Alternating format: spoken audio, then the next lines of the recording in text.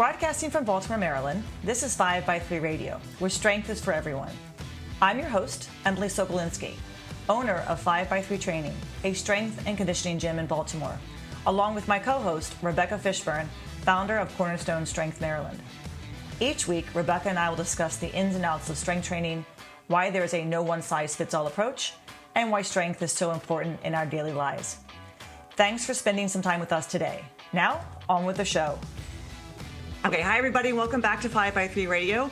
Rebecca and I are here on this lovely Tuesday afternoon. I almost said Wednesday, and I forgot today is Tuesday. And we are joined today with two of her clients who have been training with her since, you said July, I think? Mid-July. Mid-July. So I've got Paula and Laura here, and they started in July. Laura reached out to me and was pretty decisive right from the get-go that this was something that she had wanted to do. She'd done a lot of research ahead of time, looked at a lot of articles, videos, knew quite a bit, I think, about starting strength and the starting strength approach, and said that one of her workout buddies might be interested in doing this with her. They're both masters lifters, so 60s, 70s, and one of their big concerns when they started lifting was to build bone density. So that was sort of the starting point. But do you guys want to introduce yourselves in a little more detail? Sure. Me first? Yeah. No, go ahead. Okay. This is what we do every time when we're listing too. Okay, who's going first? Who's going first? Yeah. Well, I'll turn it. I'm 64, 66. Oh my gosh, 66. Okay. I wish I was 60. Making our age gap a lot more. And I guess by background, I'm really have never been in my entire life been an athletic person. So didn't do sports when I was young, was always kind of uncoordinated and not very strong and kind of the skinny, scrawny kid. So I had no history of that. But my sister always said to me, the reason why I didn't have like a lot of joint problems is because I never used them. So I was kind of lazy. But also, I didn't feel good at sports. I didn't feel like I was good at sports. So, but when I started, I guess it was before COVID, when Paula, my friend here, and I started wanting to exercise together. And we both were members at the Y, and I kind of never really followed through with sticking with any gym routine or going to the gym consistently. But we were trying to go more consistently if we went together. And it did help to have a buddy that helped us motivate each other. So we were just doing kind of general exercise classes, weight lifting, kind of cardio stuff, right? Well, when I first started, well, let me back up and let me give you a little bit of my history too. Now, my name is Paula Chances. I'm 73, and I come from an athletic family. That means nothing about me at all. My daughter said to me when she was 5, she says, "Mom, I'm not sportish." And I understood exactly what the not being sportish. But when I was about 20 in college, I started to run. I don't know what happened, but I wanted to run. And I ran until I was and I didn't go to any meets. I didn't, compete in any way. I just ran, and I ran a lot, and I really enjoyed it. And I think it was something that just gave me a lot of peace. And by the time I was about 35 and I wanted to get pregnant, I was having some fertility issues, and people said, "Oh, well, stop running. Running is definitely causing your problems." So I stopped running. And not only stopped running, I stopped exercising. I did get pregnant by the time I was 40 and had a baby. And then, you get into the time of life where it's hard to exercise. You're busy, you're doing everything, but I had a treadmill and I wanted to keep running. And years went by, and I wasn't in the greatest of shape, and my weight was a little high. And I would say a turning point was what Laura was starting to talk about when we decided to join together and start exercising. It was approximately 2018, 2019 and I had been diagnosed with osteoporosis. Now, I had no business having osteoporosis, but clearly it was partly genetic. It was partly because I probably wasn't using my bones well. I found out that, and I think a lot of older women will find this in our age group, didn't have hormones because the nurses' study said no hormones. Right. So that's a good reason to end up with osteoporosis. Right. Apparently, I was not metabolizing vitamin D well. Found that out. I had thyroid issues and started taking a lot more vitamin D, felt a lot more energetic, and said, okay, have to do something. The other thing is, and Laura and I had this in common as well, our moms were aging and they were kind of aging together in the same community at that point. They had both moved to be near us. They were in their 80s at that point. If you want to pick up that at all. Yeah, I mean, our moms happened to live in the same senior over 55 community, and they knew each other, so it was kind of interesting too, as well as our daughters knew each other, Right. But and we're friends, best friends. Right. But you know, my mom had osteopenia. So I'm Asian, and I think Asians are more prone to osteoporosis. But my mom definitely had it, and she ultimately did break her hip, and she passed away not long after that. So, so I was really aware of that issue, and became more so after she passed away in 2019. I think Paula's mom passed away. And yeah, go ahead. Yeah, but so that was part of the thing that we kept saying to each other.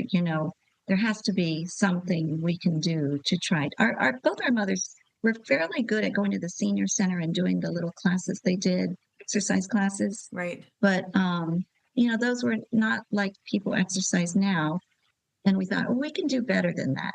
And maybe let me interject. My mom had two mantras. She was so consistent. She went to exercise class a lot. For her, it was clearly social. But there are two things. She did not. She would play couch games with my daughter. Couch games meant she doesn't get off the couch. She doesn't get on the floor. That's And both our moms during the exercise classes at the senior center would say, "Oh, I don't do that part. I don't do the part on the floor." right. They just skip that part. Right. So that is one of, and then the truth is, we watched them decline. Yeah. I mean, I watched my mom have to have that apparatus that you have two handles on the side of the toilet in order to get off the toilet, and that I never in a million years thought my mom would be anything except the strong woman that she always was. And as I saw her decline, we got frightened for ourselves. And as I said before, we started to realize that, I'm not metabolizing vitamin D well. I have osteoporosis. Am I going to end up bent like a question mark, like my mom did when she died? She was very bent and didn't want that. And Laura and I would discuss these things incessantly. And then we decided we had to do something about it. And that was what created this partnership we were exercising going, I exercised twice this week. And we thought that was good for a little while. Right. And they were the, pretty good cardio classes, right. HIIT kind of classes. And we thought we were doing good. Laura introduced me to one class and I killed my knees doing squats. Yeah. I mean, I was in so much pain. Come to find out, doing squats wrong, even though there's a leader there. The why's great, but no, nobody told me I was doing my squats wrong.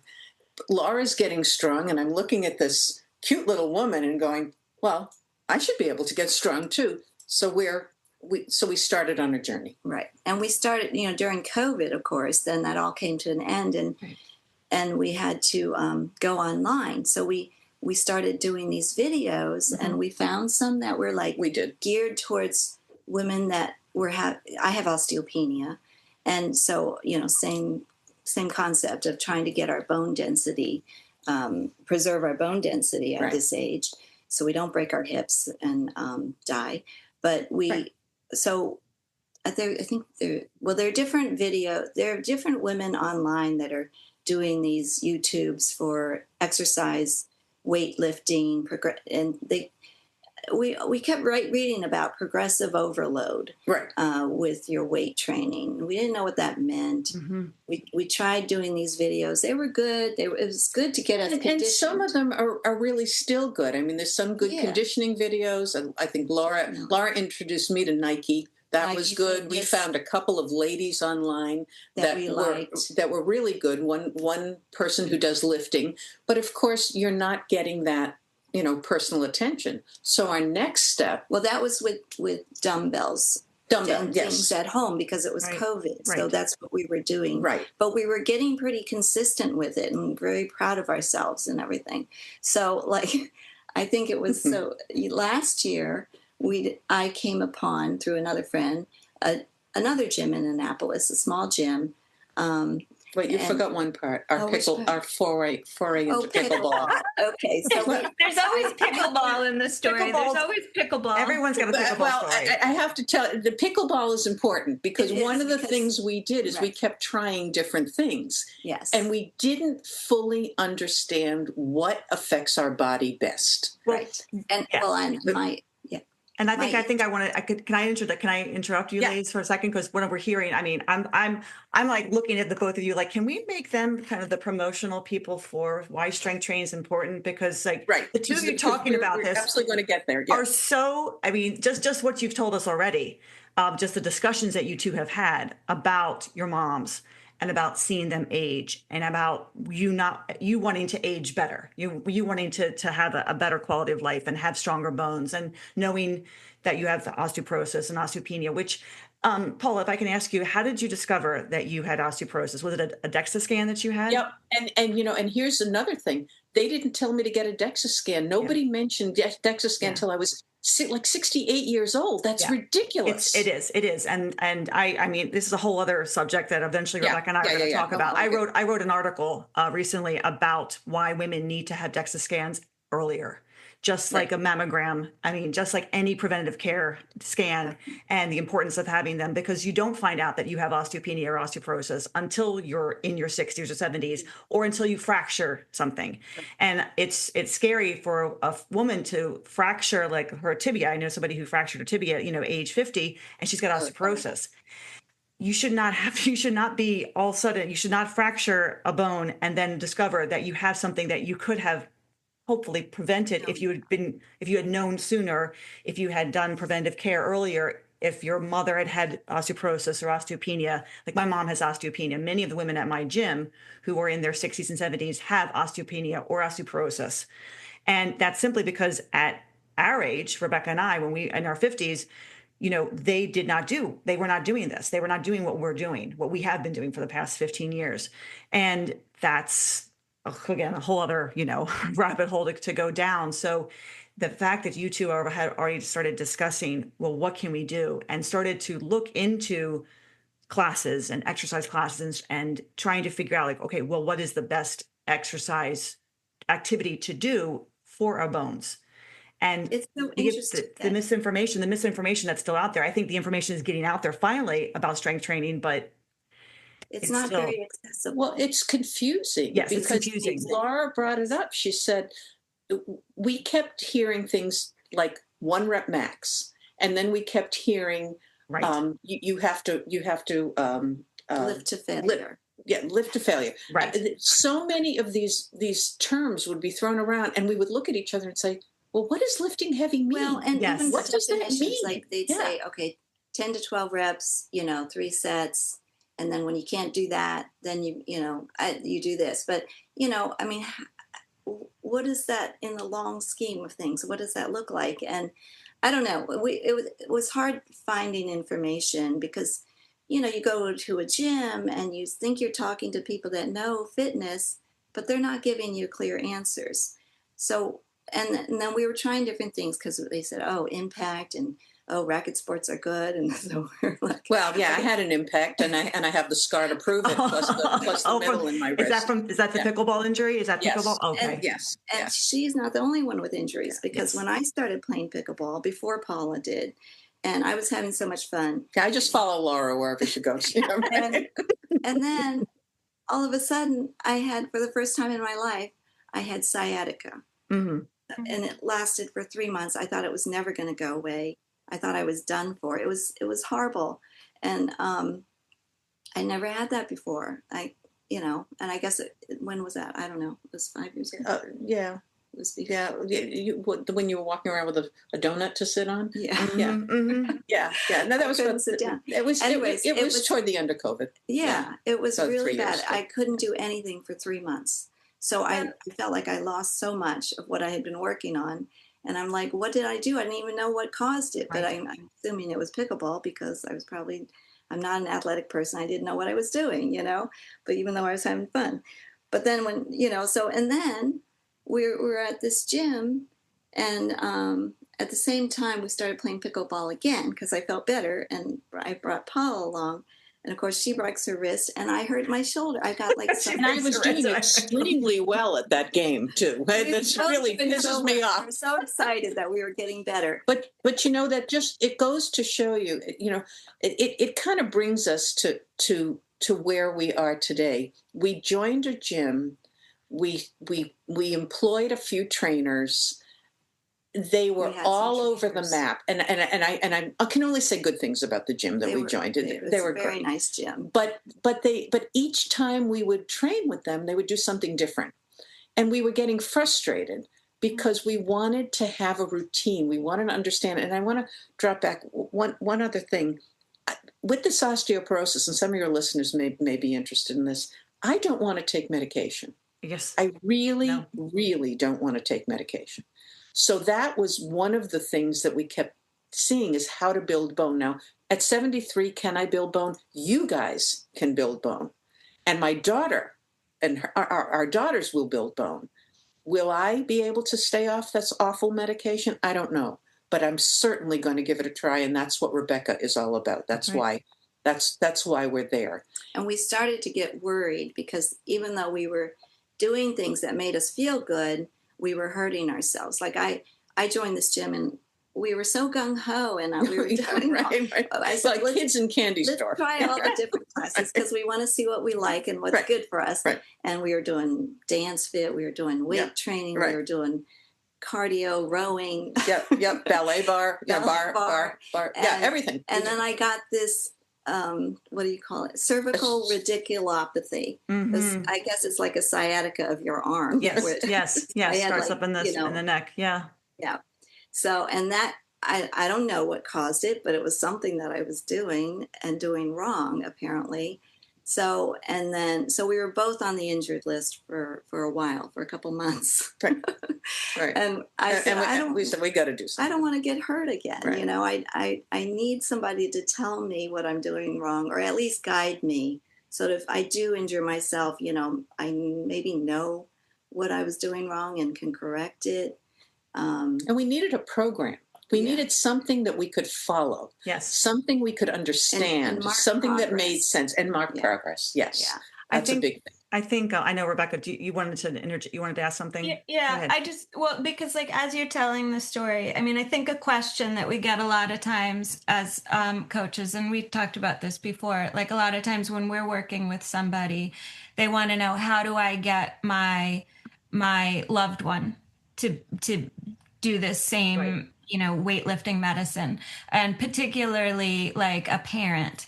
And so like in your story, a couple of the things that I just wanted to highlight that I heard you saying that were key factors in getting involved in the first place was having like a real life family history example of aging in a way that you sort of wanted to take a different trajectory or head in a different way.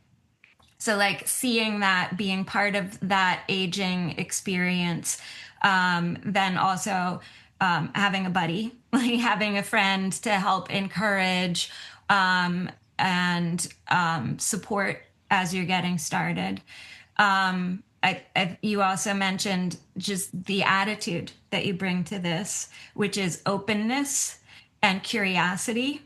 And not being hindered by ideas of I'm not sportish. Yes. or I never was athletic in my life.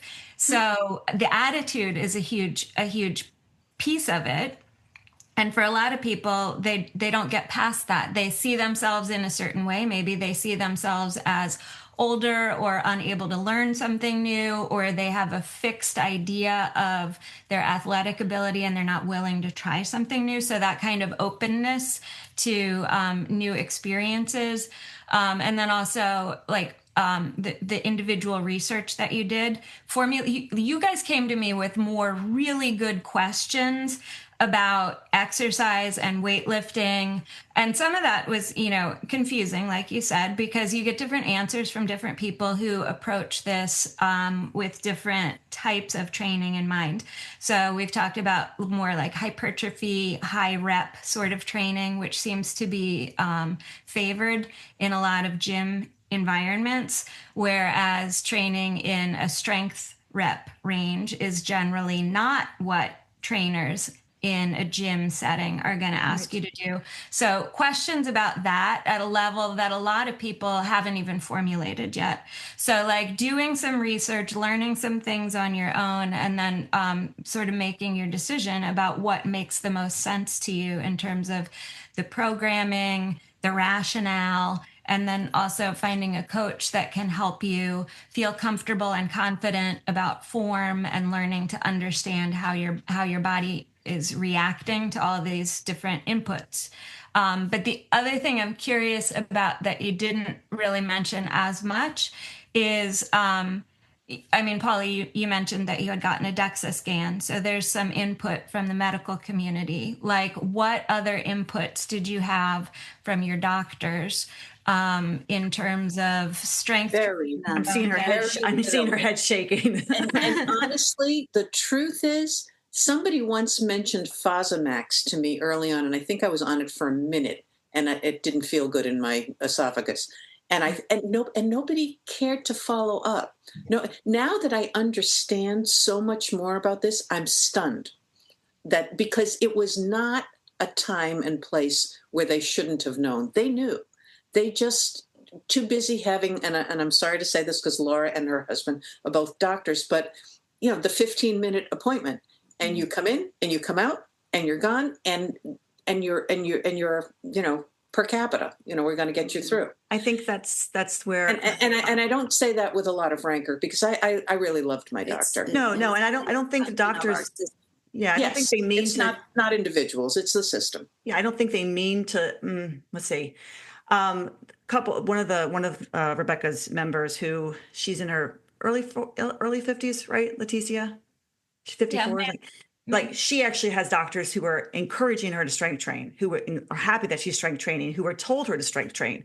So and specifically her doctor, it was interesting because I've not ever heard this before. The doctor specifically said, and I don't mean light reps and high I mean light weights and high reps. So you need to do something lower reps and significantly. But this is a 50-some-year-old woman, right? So I think that there is a ageism in with doctors who, as the woman gets older, by the time she's in her late 60s, 70s, why does she need to do this? You don't need to do this. You just need to stop, slow down. The attitude of my doctor is, she asks me if I am exercising, and if I say yes, wow, you're exercising. Yes, exactly. They're happy to hear that you're doing something. Right. It's that idea of like, oh, really? Well, how often do you walk? Oh, I lift weights. Oh, well, I hope you don't hurt yourself. I mean, you really shouldn't be doing that at your age. So there is this still idea that you're at a certain age and, well, yeah, now it's time for medication. Oh yeah, your bone density. Oh, that's going to happen. You start losing bone density at age 40. Oh, by the time you're 70. Oh yeah, well, here we're going to put you on medication because that's what we do. And that's not what we should do. And that is our system. That's our system. Our system treats disease, doesn't do preventative. Yes, and I think our system. And what we're trying to do for ourselves is preventative. We're late. We're late. But we're looking at our daughters and saying, preventative. And that's why I wrote the article that I did. I've kind of published a couple places. I'm trying to figure out how to get it published more, because it's one of those, it's like, we don't think about bone density. It's not sexy. It's not, it's not, getting a mammogram, because mammogram has in that it capsules, breast cancer and cancer.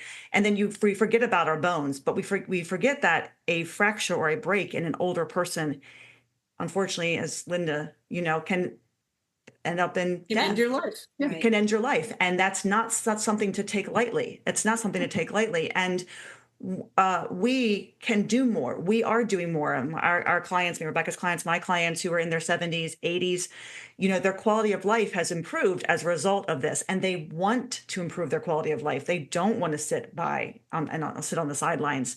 And I want to go back to something that you said about the why, about the trainers kind of doing something different. I believe that's to keep you entertained so that you keep coming back, because if you keep coming back, because they don't know what you're doing, they can keep taking your money. Sorry, they can, and they can keep push it. And you want a routine.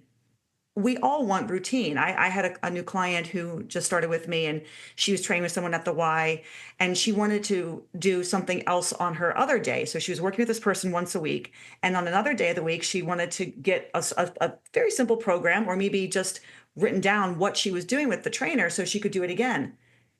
And the trainer wouldn't do it, wouldn't take the time to just write down what she was doing, and kept putting it off, kept putting her off.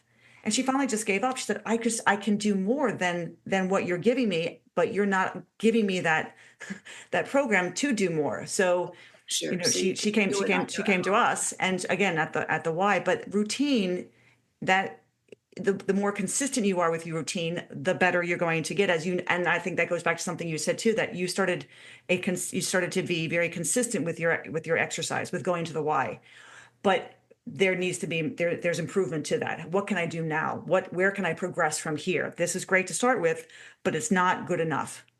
I'm not getting the results that I really want, and something is not working. There's something else that I'm missing. And you found the missing piece. You found Rebecca, and you found Did you just call me you called me the missing link? Is that what you just called? The missing piece. No, not the missing link. The missing piece. Like, it was strength training. I mean, you hear from so many people who are like, I'm doing this, I'm doing this, I'm doing this, and I have osteopenia, I have osteoporosis. I thought this was helping my bones. I thought this was helping I'm like, it's not. No, you're giving misinformation. So, I've got a question then too, that like Laura and Paula, when you were at the Y, and then you did your foray into pickleball, and then you were working out at another gym, and then you said you started reading, and you were reading about progressive overload. Where were you finding these resources? Where did you look to find that? Like, if somebody was going to start their own research, where would they begin? Well, of course, it's all Instagram now, right? I don't do TikTok, but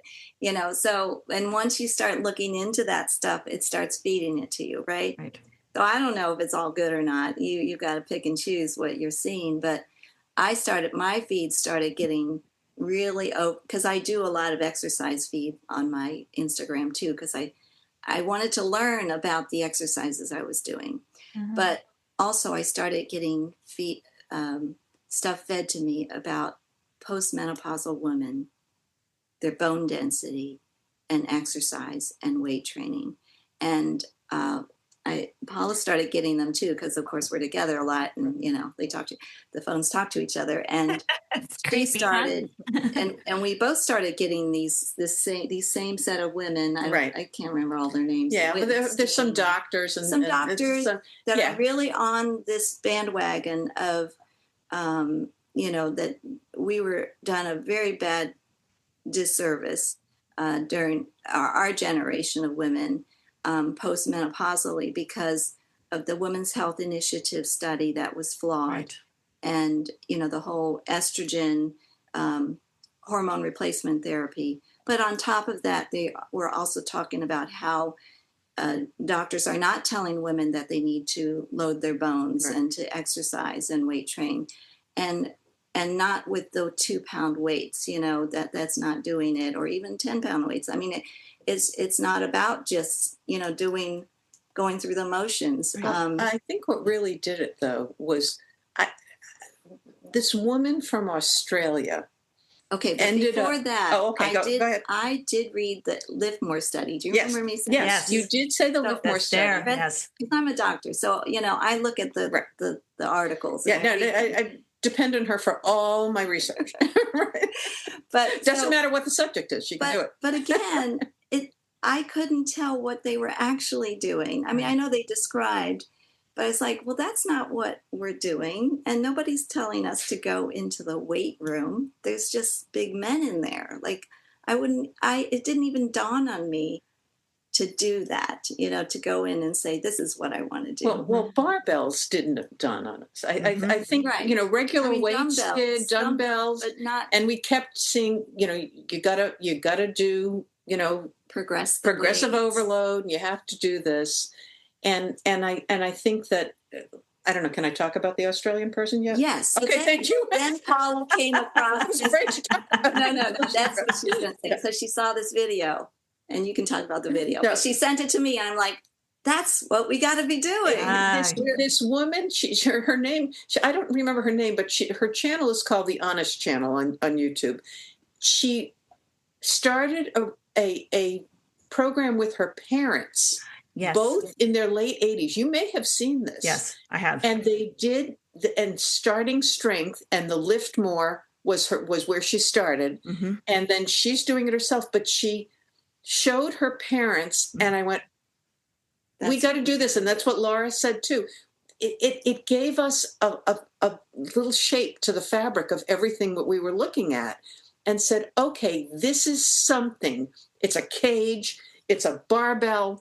You got to lift it. This old guy's lifting. We can do this. But We the can fact do that this. the Liftmore study showed progress, so Yes. it showed clear scientific Yes. results Yes. with this program. And we met somebody at this little gym that we joined Yes. who also read that. And she got one of the trainers there to devise a program for her that was doing all the things in the Liftmore study. But we weren't confident that person He'd had only ever done it one before. person. We needed Never- more. And we talked to another trainer there that we had been using, and she said, I don't know anything about that. And I only use the machines, and Right. that's Right. what she would do with us. And she would do different we just machines every single time. So we were confused We at were that point. confused at that point. And then I started Googling, and I saw that there was a starting strength program in Baltimore. And I guess that was your gym. Mm-hmm. And then I started, I just Googled starting strength, and your name, Rebecca, came up on one of the feeds for trainers, I guess, in the area. There was another name, but that person never answered me. And you answered me right away. And that's how we came to you. So we were like looking at each other and and when I was trying to tell Paula about it, she says, okay. And I wasn't sold. she was a little more, I wasn't nervous 100% about it than- sold. I wasn't sure that this was going to be a good thing. And But it to sounds be so honest, scary. I wasn't, and this is important. I wasn't sure I wanted to invest the money in it. It's a lot of money. Yeah. And it's like an elephant in the room, and I think we should address that. I think it's important for your clients or your, well, not your current clients, because I already know, but for people listening, or that this is not a steady progress journey. This goes in, out, and backwards, and you've got to make some decisions. And I think our decision was, and certainly my decision was, that I was going to invest in myself. I could get cosmetic surgery done. I could do, and I prefer not to do that stuff. And I don't spend the money on it. I've got the money to spend on it, but I don't want to. This I'm ready to spend the money on. And I think that a lot of people have to understand that to do a really good job with this, and I want to say something else about this too, but a really good job with this, you have to invest in yourself. But I want to compliment Rebecca, and I'm sure this is true in your gym too. She is ready to throw us out there when we're ready to go. That is exactly what you were saying the gyms don't do. They keep you happy. They make something different each time. You can't really grab, and it's a business, and I get it. That's their business model. Mm-hmm. They have to do it. And frankly, it's a social environment, so they do that. Mm-hmm. I think if you're serious about your body and you want to get this done, you have to do it this way. It is an investment. It's okay. And you have to learn how to do it yourself. You have to And learn you your have to, body. you guys have to throw us out at one point because we're going to come back. We're going to come back for checks. We're going to come back when we Make get sure we're hurt doing and it we right. and do Yeah, it right. all the problems. But I tell my lifters all the time, my job is to make you an independent lifter. Right. I'm not there to hold your hand every step of the way. And in the beginning, I'm there to teach you the lifts. That's what I do at my gym. Everybody does a few one-on-one sessions with a coach, and they learn the exercises. They get on our program that we have, and then after those 4 sessions, they're kind of quote unquote on their own. They're training with the group. We run an open gym with with trainers, lifters who come in during the times that we're open, and the coaches are there. But I'm there still with them every step of the way, helping them with their program, making sure that they've got the right weight on the bar. But you see the confidence, like they didn't think they could do this on their own. And then by the 5th or 6th time they're in there, they were just walking around, grabbing bumpers, throwing bars together, consulting with their book, setting themselves up. It's phenomenal how quickly that lifter becomes more self-aware, more independent, more responsible, more confident in their bodies. I wish we had a community like that. I wish we here, did too. Yeah. Because I think that support is really helpful. Huge. The social aspect is just as important. You talked about the social aspect. The social aspect is extremely important. If my mother trains with me, and that's great. just turned 76. And she's a grandmother who will get down the floor and play with her grandchildren. Now, her grandchildren are now 9 and 18 and 15, almost 15. But she's been doing this since 20. I mean, she started when I opened the gym in 2011, she was coming. So she's been doing it off and on more consistently since probably 2016, 2017, for sure. But her big thing is she wants to be able to get off the toilet. Yes, right. That's That's all my mother wants. That's why I said I watched my mom. So with all these accoutrements. You're talking about investing in yourself, investing in your health. Yes, there's money involved. Yes, it takes time, but a lot of coaches who say it's like a 401k. Your body is your 401k. You bet. And you find someone like Rebecca who will really knows her stuff, who knows what's going on, who understands how to train, to train people, who will answer your questions, who will tell you, all right, you're good. I mean, I'm not going to be here to baby feed you. Oh no, this is what and Laura, you talked about not understanding progressive overload, and now you probably realize progressive overload just means adding a little bit more weight to the bar every time you come in. I mean, that's really all it is. It's a big fancy word for add a little bit more weight each time. Add a little bit more weight each time, because we didn't know how to do that. We didn't know where to start. And that's exactly the problem. What your top should be without hurting yourself. There's really a lot of education in there. Yes. But we're getting that from Rebecca. We finally, after this has been like a 6-7 year journey, and I don't think people should be afraid to go on it. It's just we can cut it, but if they listen, we can cut it short. Mm-hmm. Go straight to you guys. Mm-hmm. Because that really helps. Yeah. And what's nice too is Rebecca's saying, okay, in your off days, walk, run, do HIIT, do all of that. So we're starting to really get a picture of what our life should look like. Mm-hmm. And we couldn't get that. We were confused for years, walking in the desert. I think I think a lot of people were confused just in general of what information to share with people. Because I mean, over the years, Rebecca and I have had countless talks about this, when we were younger, when we were in our 20s and 30s, what we were doing. And the amount of cardio I did when I was in my 20s is astounding. The amount of time I spent in the gym doing absolutely nothing, but simply kind of running on a treadmill or on elliptical, and then wondering why I never felt any better, or never looked any better, or never felt any stronger. It was just, mind-boggling. And then, one day I turn around and I end up, in the gym again, but this time, there's a bar in my hand, and everything just kind of shifted completely in a direction that I never expected it to go in. And neither did she, I think, when she started this. So it made me mad too. When I think back, why wasn't I doing this when I was younger? Why wasn't that information there? the men were doing this, the guys were doing this, but the women were always fed so much different information about what we should look like, what we should be doing, how we should look, how we should be, what we should do in the gym, what was good for us, what wasn't right for us, what exercises are right for you. There's still that anything you should do, exercises you shouldn't do over the age of 50, exercises you shouldn't do over the age of 60. Why? Now, what is that about? What is that about? I think it's about that. It's just, you're of a certain age, and of a certain age, you should just stop. There should be no more of anything. And that's just not reality these days. That's just not acceptable. It's not acceptable. Right. People are living longer. People are doing more. People are wanting to do more. They're seeing their parents aging, and they're nervous about, is this what it's going to be like? I look at my parents. My parents are 81 and 76 and in phenomenal shape, especially my mother, who never exercised a day in her life up until the time that she started doing something with me in 2011. I mean, little Taibo classes here and there, with my sister, Richard Simmons, sweating to the oldies, which I loved. Yeah. But, that was about it. My mother did not like to sweat. She did not like to sweat. So 14 years ago is when she started to actually decide that she was going to do something. And So did she start lifting at 61? Yes. And she still kind of like dabbled in it.